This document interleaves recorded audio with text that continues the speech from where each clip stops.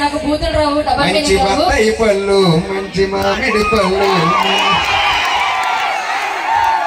గిరా గిరా తిప్పినవే కళ్ళు, నిన్ను పట్టుకుంటూ తగిలినాయి.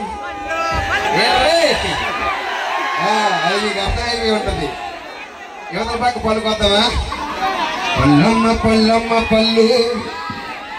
ఏ చెట్టుకి 2 పళ్ళు కాస్తాయి? రెండా? ఎన్ని కాస్తాయి? నా పక్కన ఉన్న చెట్టుకి ఎన్ని ఉన్నాయి? బాబోయ్. కానీ మీ అందరికి ఒక విషయం చెప్పాలి. ఈ మధ్య కాలంలో మంచి మంచి పాటలు పాడుతున్నాను, కానీ పాటలు పాడకముందు నేను ఒక వ్యాపారం వస్తుంది. ఏం వ్యాపారం చేశాను అన్నారు కాదు, మామిడి పళ్ళు వ్యాపారం చేశా. ఎలాంటి వ్యాపారస్తులైనా సరుకు తాజాగా ఉందా లేదా చూసుకొని కొంటాడు, అంతే లేదా? కానీ అలాంటి సిచ్యువేషన్ ఒక పాట రాసుకున్న జాగ్రత్తగా 2 కోట్ల రూపాయల పాట. ఓకేనా? పల్లమ్మ పల్లమ్మ పళ్ళు, పరువుకొచ్చిన మామిడి పళ్ళు.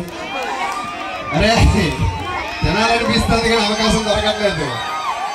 వినండి ఒక్క నిమిషం. ఎంత పెద్ద మాట అన్నారు సార్? ఏ ఉద్దేశంతో అన్నారు? ఏ ఉద్దేశం లేదు. వచ్చినప్పుడు ఇంకా మన ఊరు ఆయన ఒక 2 పళ్ళు ఇచ్చాడు. వచ్చినప్పుడు తినాలనుకున్నాను కానీ ఆ జిడ్డు ఎక్కువ ఉంటుందని తినడం మానేశాను. అది తప్పేనా? 4 ఉన్నాయి. ఇప్పుడు ఏంటి కావాలి చెప్పేది?